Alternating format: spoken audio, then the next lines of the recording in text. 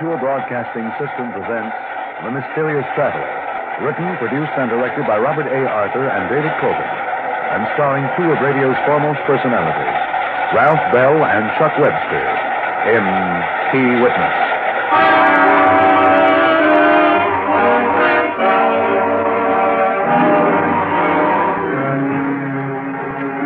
This is the Mysterious Traveler, inviting you to join me on another journey into the realm of the strange and the terrifying.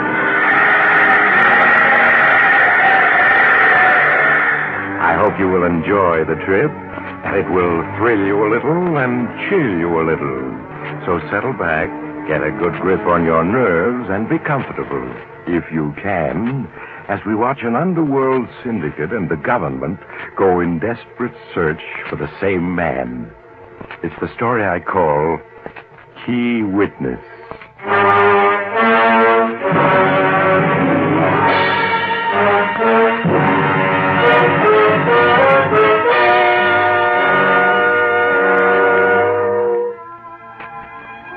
The scene, the penthouse office of Mike Bruno, the nationally known and feared crime syndicate boss.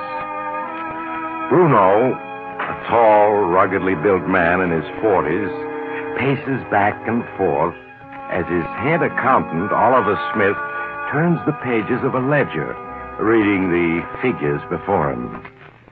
Income from Waterfront Enterprises, period ending July 31st, $42,765.50. Income from Wire Services, period ending July 31st, $71,942.20. From Nightclub Enterprises, the same period, $56,713.42. Income... Okay. That's the income on the books of the government. Now, what are the real figures? You got them in your head? Of course, Mr. Bruno. Income from Waterfront Enterprises, $103,652.28. From Wire Services, $156,421.10. Nightclub Enterprises, $211,410.28. Liquor distributorships was $87,642.15. Racetrack interests, $48,675.34. Ah. All right, you got the total? Yes, sir. $518,731.15. I sure got a hand of the Oliver. You and that photographic memory of yours. It's a lucky day when we got together. Be 5 years tomorrow, sir. 5 years tomorrow, huh? And in all that time, you've never forgotten a fact or a figure. Yes, Sir Oliver. The T-men can search high and low. They'll never catch me with a set of books showing the real take. Because it's all in your head. Huh, Oliver? Yes, sir. Yeah, come in. Ah, hello, Frank. Come on in, come on. Boss, I gotta talk to you, alone. Yeah, all right. Oliver, I'll call you when I need you. Yes, sir. I'll be in my office. You look worried. What's the matter? Let's have it. I just got word from the big boy. Treasury men are going after you. Is it winter dressing, or do they really mean it? They really mean it. But with all the headlines in the papers, I have to make a cleanup. And you're it. Can't the big boy stop? No. This is too big even for him. And, he says you're on your own. That's nice. When's it coming? The T-men will be here tomorrow morning. To seize your books. Don't waste any time, do they? Tomorrow morning, huh? Bruno, what are the chances of the books standing up under a real investigation? Maybe yes, maybe no. The books don't satisfy him. They start questioning Oliver. Yeah. Well, what are you going to do? I gotta think.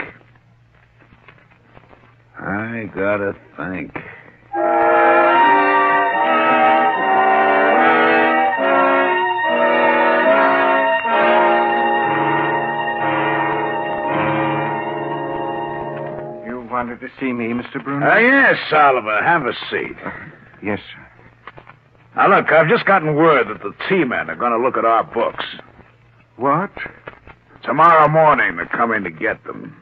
But you've always assured me they'd never look at our books. Things have changed. You read the papers. They're looking for a fall guy. Me.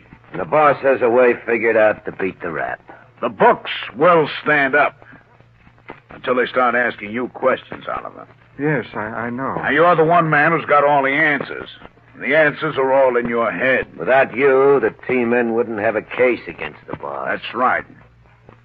All right, Frank, open that suitcase for Oliver. Okay. Why, all that money. $500,000. And it'll all be yours if you do exactly as I say. Mine? Yes. I want you to write a letter saying that as treasurer of the corporations, you embezzle large amounts of dough. What? That's right. You're to assume all responsibility for the books. But they'd send me to prison? No. You're taking it on the lam. There are a couple of countries in the world where you can't be extradited for embezzlement. Denmark's one of them. Denmark? Yeah, that's what my attorneys tell me. That passport you used last year is still good, Oliver. There's a plane leaving at midnight for Europe. You just have time to write that letter and pack. But, Mr. Bruno... Yeah. If I do as you ask, I'll be an admitted criminal, forced to live abroad the rest of my life. With $500,000? Oh, what's so bad about that? And, Oliver, you're forgetting one thing. You filled out the corporation tax returns for me. You go to prison with me. Play it smart, Oliver. $500,000 and a life of ease in Denmark. You haven't much choice. No, I don't. Very well, Mr. Bruno. I'll do as you say. Nah, you're showing good sense. Okay, Oliver, write that letter assuming all responsibility for the dough. I've held out in the government, and when you're finished, I'll send one of the boys along with you to help you pack. Yes, Mr. Bruno. If you'll excuse me. Sure. Which of the boys do you want to take him to the airport? None of them. I'm not taking any chances on a slip-up. You and me will be taking Oliver to the airport.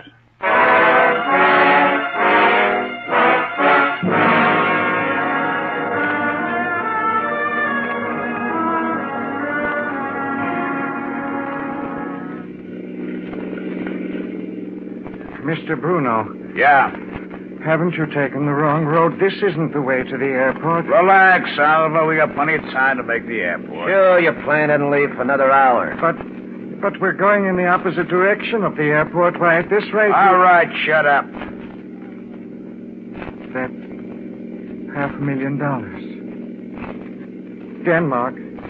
You never meant it, did you? You catch on fast. Now that you have that letter I wrote you, you're going to kill me. No one lives forever.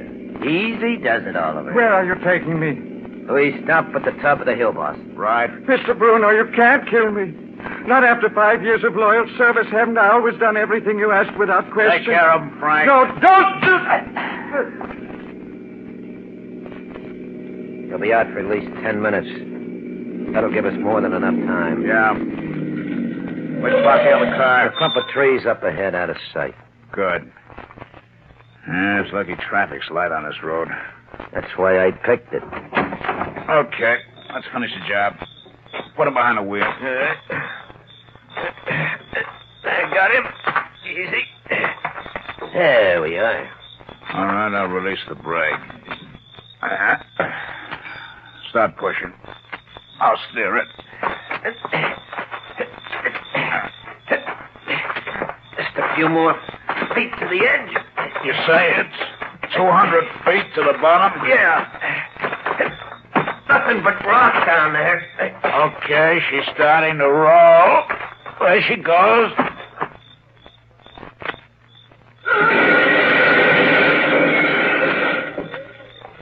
Hear that? Yeah. But we're going down to the wreck to make sure. I'm not taking any chances. Come on.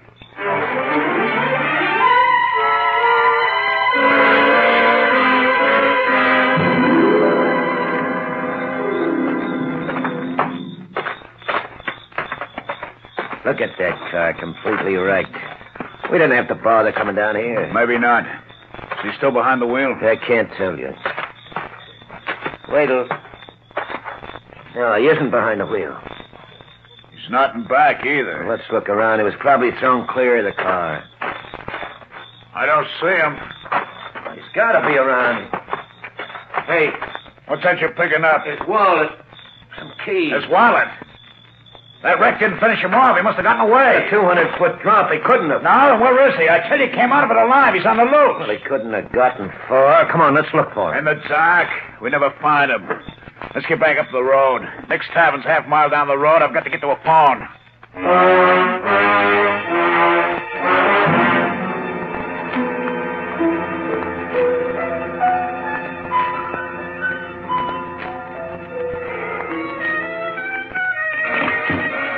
I've read him. Give me Waverly 6678. That's right. Bruno, what are you doing? You gonna round up some of the boys? Yeah, that's right. Hello, Mac. The boss. Yeah. Now listen closely. I don't want any slip-ups.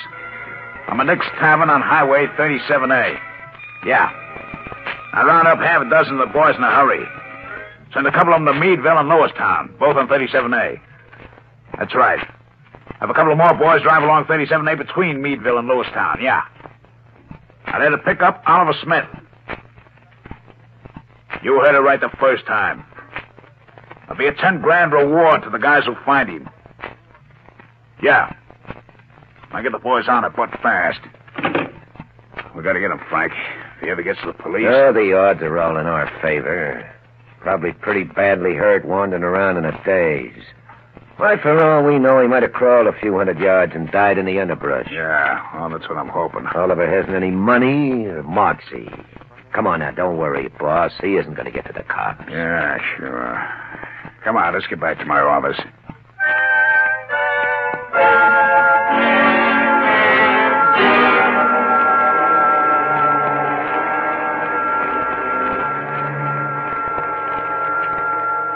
What time you got, Frank? The time? A few minutes after 9. They've had since midnight to find him. 9 hours. Not a trace of him. Hey, maybe they found him. Hello? Yeah, Mac? No sign of him, huh? Give me that phone. Mac. How many boys you got out now? 12. You can't even find one broken down accountant? If you search for the woods, the underbrush. Well, all right, do it again. Tell the boys the reward has been up to 25 grand. Yeah, that's right, 25 grand.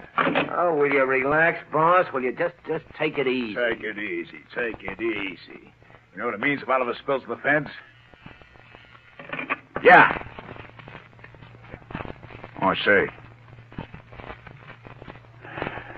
Have him come in. It's George Tonelli of the Treasury Department. How are you, Mr. Tonelli? Come on in. Thank you, Bruno. This is my associate, Frank Stevens. Hello? How do you do? Bruno, I have an order here empowering me to seize the books of all your corporations. What for? I pay all my taxes. The Treasury Department just wants to double-check. Make sure. Well, that's the way you want it. Okay, you can have the books. I got nothing to hide. Good. Where's your head accountant? Oliver Smith. Oh, he's out of town for a few days, Mr. Tonelli. Personal business of some sort. He should be back by Friday. I want to talk to him. After we'd gone over the books. Oh, yes, I understand. Miss Daniels, will you see to it that Mr. Tonelli's given all the books of our various corporations? That's right. All right, Mr. Tonelli. They'll be given to you on your way out. Oh, thanks, Bruno. Oh, by the way, I heard a police flash over my radio while I was driving here. Seems a car registered in your name was found wrecked off Highway 37A. One of my cars? Yes, didn't you know about it? No. Well, after all, I got 6 cars. One of my employees must have taken it without my permission. Or it may have been stolen. Was anyone found in it? Well, I'm sure we haven't met before. No, but I recognized you from your picture. Sit down. Thank you. Yes, like I always say, for more cops like you, we'd have nothing to worry about. I've been following your career for years. How did you like the Crane case?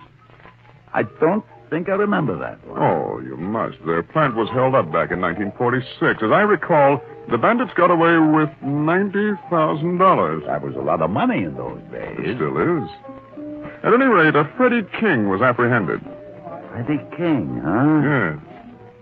Would you like to know what happened to him? I can hardly wait. He pleaded guilty and was sentenced from 5 to 10. Now, he might have done better had he been willing to divulge who his Confederates were or the whereabouts of the loot. Well, what did happen to him? Well, that's where you come in. I suspect you wound up with the proceeds of that robbery. Me? You and Ben Benton. Then when Freddie got out, you gave him his share. In lead. Lead? Oh, didn't you hear? He's dead. Not good old Freddie. Why, you're all broken up, aren't you? Sure. He was a wonderful boy. Of course, I only know him casually. Well, at that, I'm doing better with you than I did with Benton. He denied even knowing Freddie. Benton said he don't know Freddie? He's a liar. But not you. No, you ain't. Hello.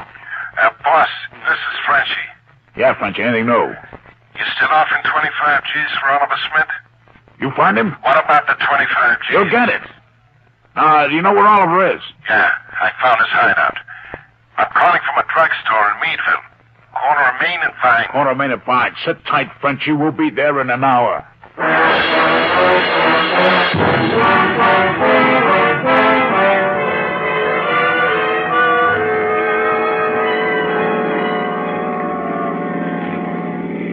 Slow down, boss. There's Frenchie on the corner. Yeah, I see him. Get in, Frenchy. Sure, boss. All right, what's the story? Smith is here in town. He's locked up in the town jail. What? Look, the cops have him? Yes and no. Come on, spill it. The local jail is a dump, 4 cells. Just on a hunch, I looked in. There's 2 guys in there. One is a broken-down bum. The other, Oliver Smith, looking like a bum himself. And I done some nosing him around. Smith was arrested for vagrancy. Arrested for vagrancy?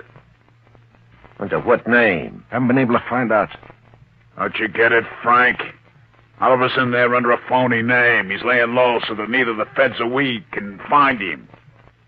After he's done 10 or 20 days of vagrancy, he'll try to disappear in act. Yeah, that must be it. They'd give it his right name, there'd be feds all over the place. All right, Frenchy. You say there's just Smith and some old bum in the lockup, huh? That's right, boss. Point the way, Frenchy. We're driving over that jail.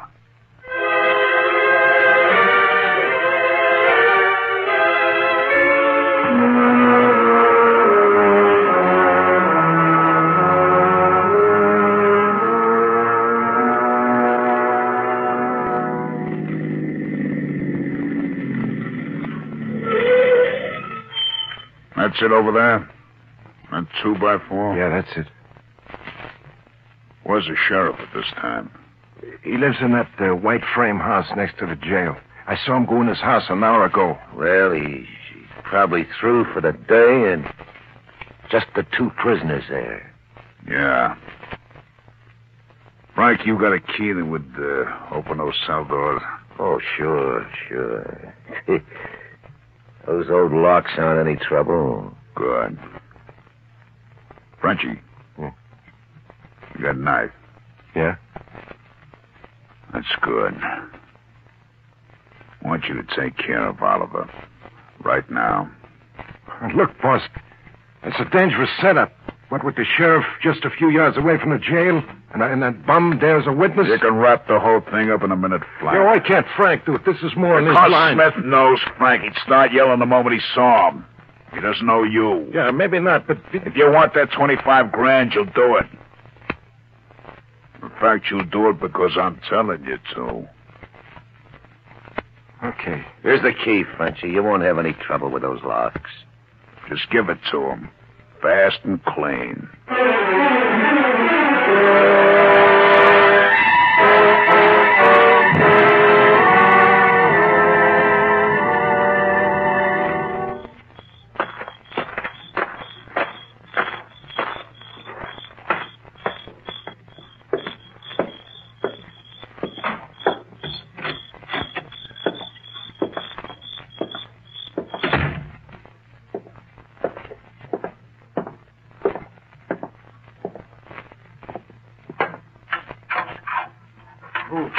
Who are you?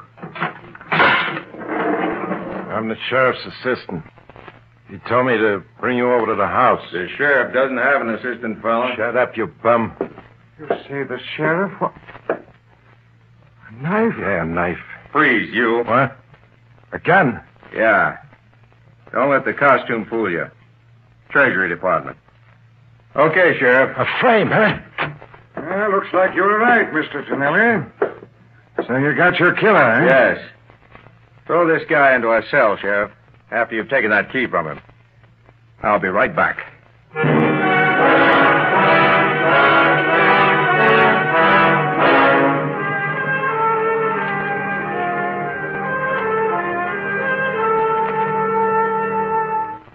Yeah, he's been gone almost 5 minutes, boss. What could be taking him so long? I don't know. Look, do you think the sheriff might have picked Frenchie up?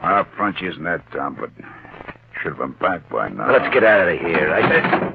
What's the... Hello, Bruno. Tonelli. Yes, small world. Keep your hands where I can see them. That's better. Both of you. Out of the car.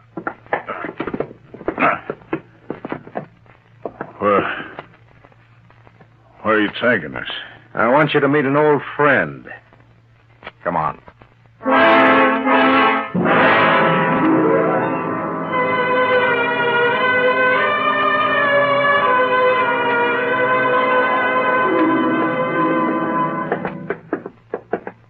Straight through that door, Bruno. Now, look, Tonelli, I'm no two-bit hoodlum you can parade around at guns point. I want to call my attorneys. Now, no one's going to deny you your legal rights. Here's the gunman you sent in to kill Oliver Smith. Right, Frenchie? I don't know what you're talking about. Smith's an old friend of mine. I just dropped in to see him. Sure. With a 6-inch knife. Take a look, Bruno. There's Smith in his cell. See him? Yeah. I see him. And he sees me. It's no use trying to throw a scare into him, Bruno. Smith has already made a statement. He's now in protective custody. Mr. Tonelli figured you'd come looking for Smith. Yes, and my hunch was right. Can we use your office, Sheriff? Yeah, sure thing. This way. Take a seat, Bruno. You too, Stevens. Close the door, Sheriff. Right. Bruno, I've got your fall guy, Oliver Smith, who's made a complete statement. On that alone, I could send you up for 20 years. Yeah? I got pretty good attorneys. Yes, but not good enough to overcome Smith's testimony. In addition, I could get you on an attempted murder charge. I have a hunch your friend Frenchie will sing. Now, look, I want to call my attorneys. However, I'm willing to make a deal with you. Deal? Yeah. If the government has to go to trial with you, it'll cost $500,000 to convict you. And a great deal of time. However, if you pleaded guilty, saved the government time and money, I think the court would go easy on you. How easy? Well, you'd have to pay the tax penalties, of course, and do 10 years. 7 with good behavior. I don't know. If you're smart, you'll plead guilty. You know that with Oliver Smith's statement and testimony on the stand, the government couldn't lose. I've got to think it over. There's no time. It's either yes or no. Now make up your mind.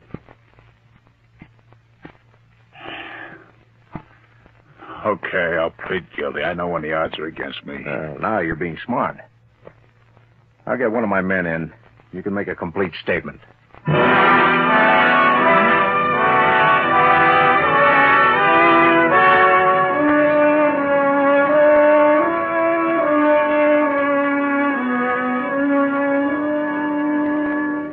All right, Bruno. You've read your statement over. Sign here. Now, look, if I sign, you guarantee the limit will be 10 years. You have my word. Okay. That does it. Hey, Sheriff, you bring in Oliver Smith. I'll be taking him back to the city with me. Sure, Mr. Tonelli. When did you find Smith? The sheriff picked him up at 6 this morning, after the accident. He was wandering along Main Street. Did he tell the sheriff who he was? No. Here's Smith now, Mr. Tonelli. Thank you. As a matter of fact, Bruno, Smith couldn't have told the sheriff who he was, even if he wanted to. What do you mean? When the sheriff picked Smith up and questioned him, Smith couldn't answer.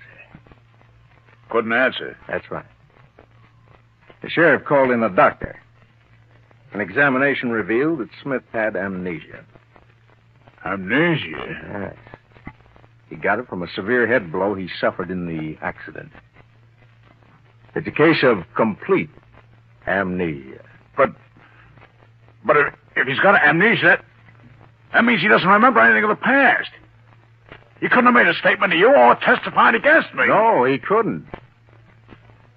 And without Smith's testimony, we had no case. That build-up you gave me, it was a bluff, a lie. Yes. But justice has been served. And that's the important thing. Isn't it, Bruno?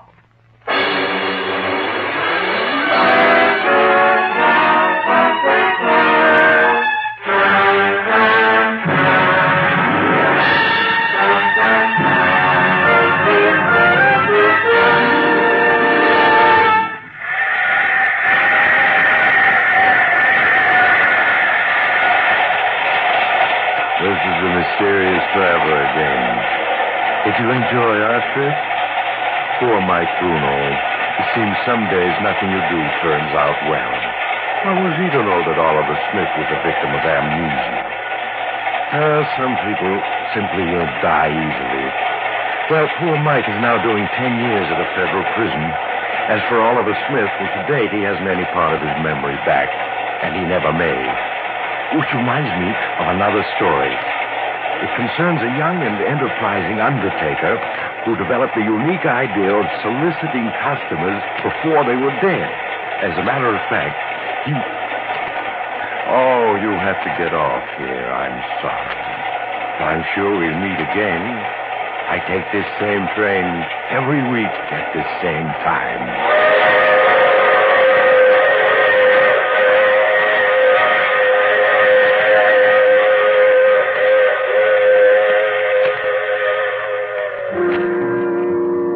You have just heard The Mysterious Traveler. In our cast were Ralph Bell, Chuck Webster, Brett Morrison, and Lawson Zerbe, with Maurice Tarplin starred in the title role. Music under the direction of Emerson Buckley, composed by Richard DuPage. The Mysterious Traveler is written, produced, and directed by Robert A. Arthur and David Cogan. Phil Tonkin speaking.